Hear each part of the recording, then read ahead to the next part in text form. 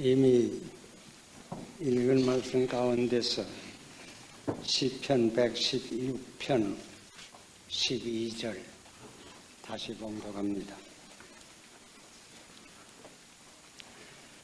여호와께서 내게 주신 모든 은혜를 무엇으로 보답할꼬? 여기 은혜란 말이 있고 또 보답이란 말이 있습니다. 모두 귀한 말입니다. 은혜는 값 없이 받는 봉사나 혹은 선물을 의미합니다. 보답은 받은 바 그 은혜를 다소라도 갚는다는 뜻입니다. 이렇게 은혜와 보답이 같이 이루어진다면 우리가 사는 이 사회가 얼마나 명랑하여지고 아름다워질는지 알 수 없습니다. 이 시간이 두 말씀을 잠깐 묵상하고자 합니다. 먼저 은혜. 이미 말씀드린 대로 은혜는 값 없이 받음을 의미합니다. 이렇게 생각할 때에 인간의 일생은 실로 은혜로 시작하여 은혜로 끝맺습니다. 인간이 처음에 이 세상에 와서 받는 모든 봉사는 모두 은혜입니다. 아기로서 빠는 젖도 은혜로 받고 입는 옷도 은혜로 받고 누운 자리도 은혜로 준비되었습니다. 마찬가지로 인간이 세상을 떠날 때에 받는 모든 봉사는 그저 은혜입니다. 남이 지은 수의를 입고 남이 만든 관에 눕고 남이 매여다 남이 판 무덤에 남이 묻어줍니다. 자기 묻는 사람 누구 보았어? 이렇게 인간의 마지막도 은혜로 마칩니다. 그동안에 곧 출생으로부터 사망에 이르는 그 어간의 삶도 실로 거의 은혜 가운데서 이루어집니다. 어릴 때에 부모님의 모든 은혜는 말할 것도 없고 학교에 가서 받는 모든 교육도 등록금으로 선생님들의 은혜를 다 갚는 줄로 생각하면 착각일 것입니다. 내가 지은 학교에서 공부하는 이는 하나도 없습니다. 모두 남이 지어준 학교에서 공부를 합니다. 교육을 받을 수 있다는 그 자체가 사회의 은혜요, 나라의 은혜입니다. 우리는 책을 읽고 많은 지식을 얻으며 어디를 가려면 자동차나 비행기를 탑니다. 많은 연구와 노력으로 새로운 지식과 기술을 개발한 과거의 일꾼들, 학자, 과학자들의 은혜가 얼마나 큰지 생각하여 본 일이 있습니까? 또 우리가 이 대한민국에서 이만큼이라도 마음 놓고 자유롭게 지금 7시부터서 7시 사이에 모여가지고 여러분들보다 약 1시간 내지 1시간 반 일찍이 와서 우리 예배를 돕는 일이 있습니다. 우리 성가대 대원들 그 자리에서 좀 일어서세요. 성가대 대원들 그 자리에서 일어서세요. 이쪽에도 일어서세요. 우리 이들을 위해서 박수로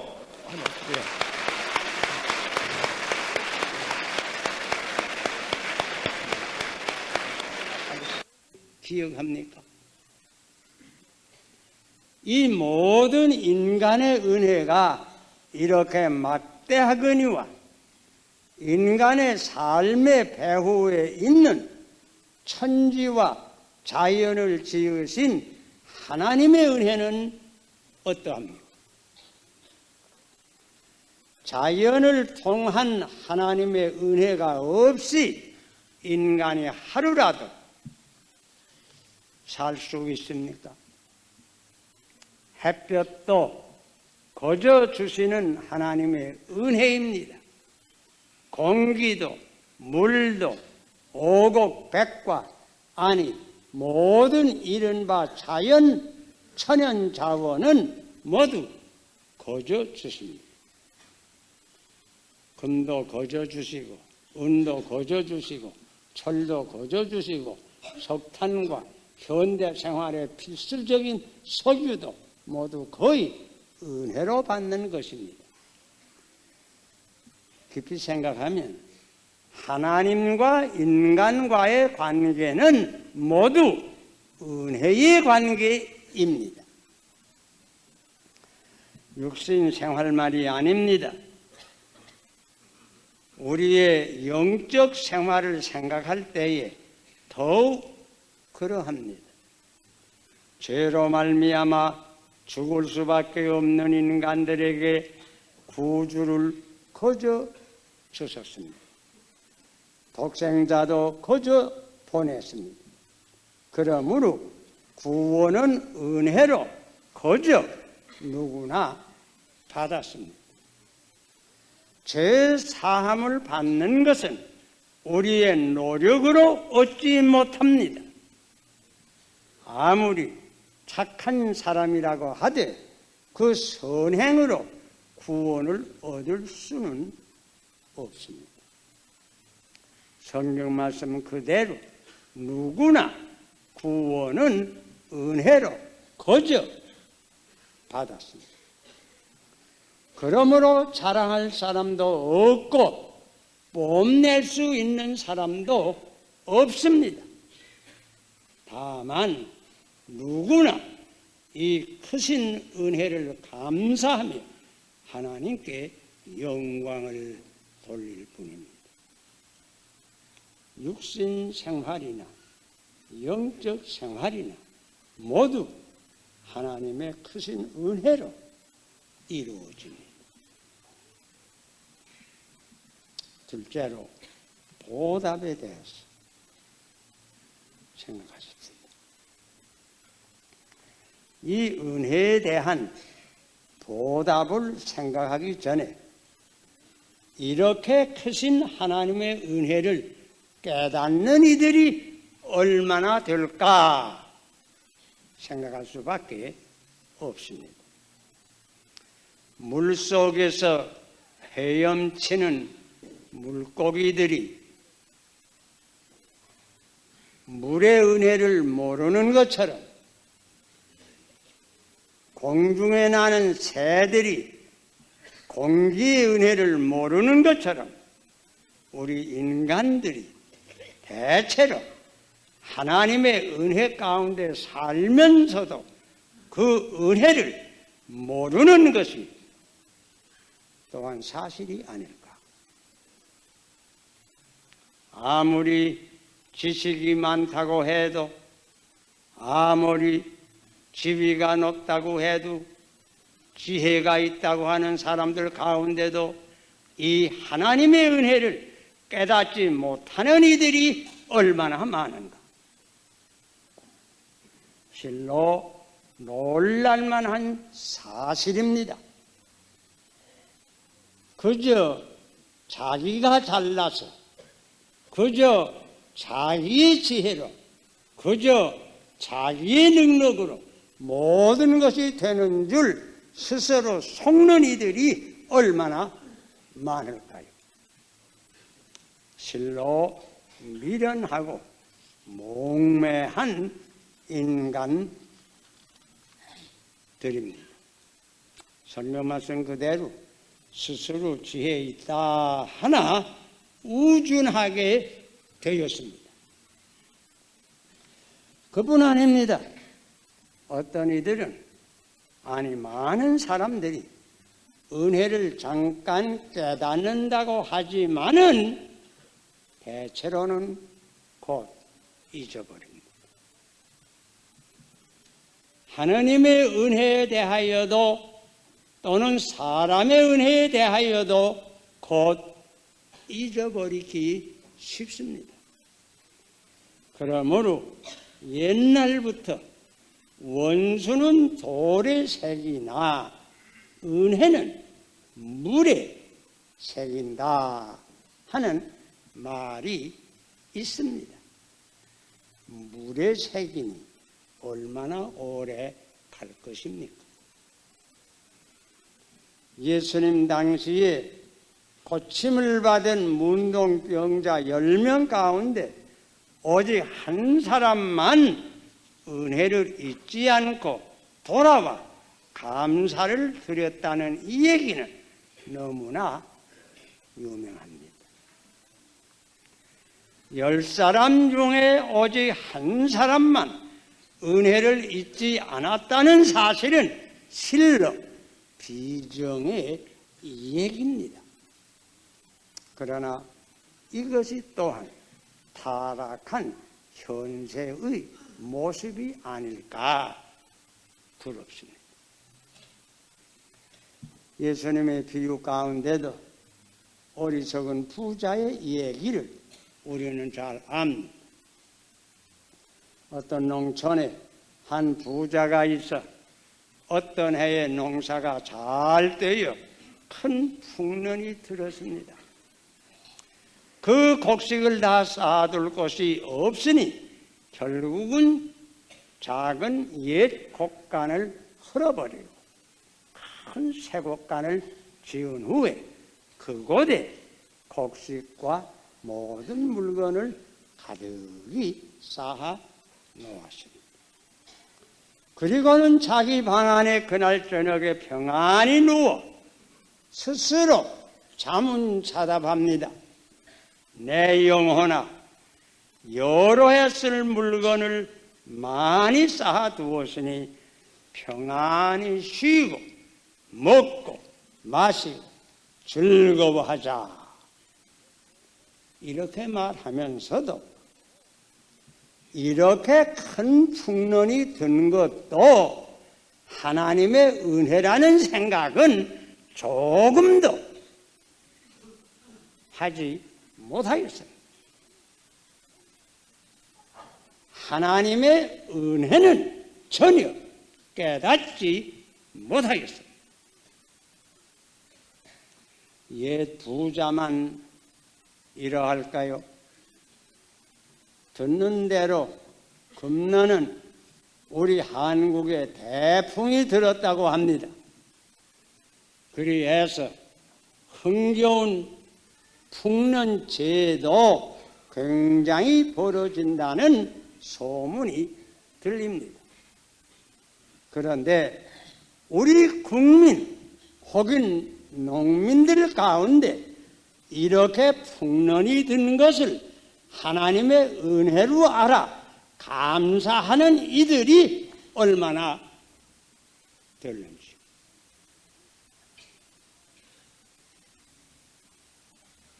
물론 하나님만 아실 것입니다. 그러나 그 수가 과히 많지 않을까 염려됩니다. 이렇게 은혜는 잊기 쉬우므로 옛날 다윗은 내 영혼아 여호와를 송축하며 그 모든 은택을 잊지 말지어다. 잊지 말지어다. 시편 103편 2절입니다. 자기 스스로를 떼어쳤습니다. 136편 1절에는 여호와께 감사하라. 그는 선하시며 그 인자하심이 영원하미로다. 옛날 성도들은 서로 격려하였습니다. 그런데 오늘 읽은 본문의 저자는 누군지는 자세히 알 수 없지만 여호와께서 내게 주신 모든 은혜를 무엇으로 보답할꼬 스스로 외치면서 보답의 길을 찾았습니다. 실로 보통 인간이 아닙니다. 하나님의 은혜를 깨닫고 잊지 않을 뿐더러 보답의 길을 찾는 이는 사실은 그리 많지 않을 것입니다. 제가 사는 남한산성에는 효자우물이라 하는 샘물이 바로 우리 영락 여자신학교 정문 앞에 있습니다. 갔더니 보았을 거예요. 전설에 의지하건대 어떤 나이 어린 아들이 자기 아버지의 병을 고치기 위해서는 어떤 생선을 먹어야 한다는 말을 듣고 그 생선을 구하기 위하여 여러 물가로 다녀도 얻지 못하고 그러다가 이 우물 앞에 와서는 너무 피곤해서 쓰러져 잠이 들었다가 깨어보니 그 옅은 우물에 자기가 구하던 생선이 있었어. 그것을 갖다가 아버지를 대접하여 그 병이 나았다 하는 전설입니다. 그래서 지금까지 그 우물을 효자우물이라고 부릅니다. 효도를 숭상한 우리나라에 이곳저곳에 효자문 혹은 효녀문을 지금도 더러 찾아볼 수 있습니다. 그런데 이러한 문들은 우리 한국의 효자가 많았다는 것보다도 적었다는 뜻이 아닐는지도 모르겠습니다. 왜? 집집이 다 효자, 효녀면 효자면 뭘 하려고 세울 거예요? 부모를. 사실 부모의 은혜를 깨닫고 보답하려고 애쓰는 자녀들은 그리 많지 못할까 부럽습니다. 지금 여러 곳에 장학회가 있어서 많은 머리 좋은 고학생들이 큰 도움을 받고 있습니다. 이들 가운데는 크게 성공하는 이들도 적지 않을 줄 생각합니다. 이들 가운데 얼마나 그 장학회의 은혜를 기억하고 나도 장학회를 세워서 이것을 좀 보답하겠다 애쓰는 이들이 있을까 하는 것은 아마 하나님만 아실 것입니다. 사실 은혜를 보답한다는 일은 쉬운 일이 아닙니다. 일제시대에 어떤 고학생이 당시 서울에 계시던 어떤 독지가의 도움을 받아서 태평양을 건너 미국에 갔다고 합니다. 여러 해 후에 그 학생이 한국에 돌아와 일을 하다가 오래전에 도움을 받은 그 은혜를 생각해서 그분을 도로 찾아보니 그분은 이미 고인이 되었더라고 합니다.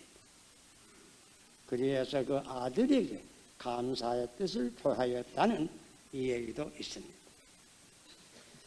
사실 옛날부터 아들은 봉양하고자 하나 부모가 기다리지 아니한다 하는 옛 글도 있습니다.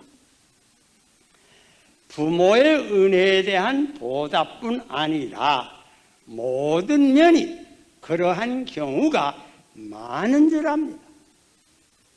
그러므로 여러분, 은혜의 보답은 다른 사람에게 또는 후대에 혹은 사회에 하도록 힘을 써야 합니다. 은혜를 후대에 갚는 정신은 실로 귀한 일입니다. 부모에게 갚지 못한 은혜를 자손들에게 갚고 다른 부모들에게 갚고 고아들과 무위무탁한 노인들에게 갚을 줄 알아야 합니다. 나라에 충성하고 나 맡은 일을 잘해서 나라를 바로 세우는 것은 과거 이 나라를 위하여 순국한 많은 애국지사들의 은혜를 갚는 한 길입니다. 문화, 경제 여러 가지 면에서 우리는 다 빚진 자입니다. 은혜의 빚을 졌습니다. 그 은혜를 갚을 책임이 있습니다. 그 길도 역시 내 자신이 옳게 살며 노력하고 내가 어떤 방면에서든지 참된 공헌을 하는 것은 모두 과거 역사적 은인들에 대한 보답이 될 것입니다. 한국교회는 과거 100년간에 많은 애국교회와 또 그들이 파송한 여러 선교사들의 많은 은혜를 입었습니다. 그 은혜의 보답에 대한 한 가지 길은 우리도 더욱 열심으로 복음을 전파해서 우리 민족 복음화를 완성하고 한 걸음 더 나아가서 외국에까지 많은 선교사를 파송해서 세계 복음화에 공헌하는 길입니다. 은혜를 다른 사람들에게 또는 후대에 보답하도록 힘을 써야 합니다. 미국 나성 근처에 웨스트민스터 가든이라는 곳이 있습니다. 이곳에는 미국 북장로 교회에서 파송을 받아서 외국에서 선교하다가 은퇴한 선교사들이 모여 사는 곳입니다. 그러니까 가보면 모두 노인들입니다. 약 250명이 있어요. 그 중에는 한국에 나왔던 선교사들도 20여 명이 계십니다. 외국에서 몸바친 주의 종들이 노련에 이곳에 와서 아무 염려 없이 평안히 살다가 여생을 마치는 곳입니다. 그런데 이 기관은 본래 중국에서 예수를 믿은 어떤 청년이, 그러니까 중국 청년이 오래전에 미국에 가서 사업을 잘해서 성공한 후에 중국에 나와서 복음을 전파하여 준 선교사들의 은혜를 보답하기 위해서 벌써 50여 년 전에 그 당시에 돈 200만 불을 북장로 교회에 바쳐서 세워졌다고 합니다. 복음의 은혜에 대한 좋은 보답이 아닙니까? 우리 한국에도 이런 청년들이 일어나기를 바랍니다. 선교 100주년을 맞는 한국기독교회가 몇 가지 일을 하려고 하는 것도 이 보답의 뜻이 좀 있습니다. 가령 선교사들이 처음 들어온 인천항 월미도 상봉에 대형 십자가를 세워서 선교사의 우리 한국에 온 것을 기념하고자 합니다. 또는 서울에 외국인들만 모이는 교회가 있는데 교회는 있으나 예배당은 없습니다. 우리 한국교회가 힘을 모두 봐서 이 외국 사람들 위해서 예배당을 하나 지으려고 힘쓰는 중입니다. 경기도 용인에는 초대 선교사들 그리고 많은 순교자들을 위해서 기념관을 세우고 또 후대를 위해서 청소년 훈련원을 짓고자 기도하고 힘쓰는 중입니다. 모두 어떻게 하면 우리 한국교회가 과거에 이 교회를 위해서 수고한 이들에 대한 무슨 보답이 될까 하는 생각에서 이런 사업들을 구상하는 중입니다. 개인이나 교회나 은혜와 보답의 길을 배우는 것은 하나님께서 매우 기뻐하시는 일인 줄 생각합니다. 하나님의 은혜를 깨닫고 잊지 않으며 적으나 크나 보답할 줄 아는 우리 한국교회가 되기를 축원합니다. 기도합시다. 하나님 우리 아버지, 우리는 개인으로나 가정으로나 나라로나 하나님 아버지의 은혜를 많이 받은 저희들이 옳시다. 아버지시여, 우리들에게 한 가지 은혜를 더하여 주셔서 이 은혜를 깨달을 수 있게 해주시고 이 은혜를 잊지 말게 해주시고 더 할 수 있는 대로 이 은혜의 만문질이란 보답할 줄 아는 우리가 되고 한국교회가 되게 하여 주시옵소서. 예수님 이름으로 기도하옵나이다. 아멘.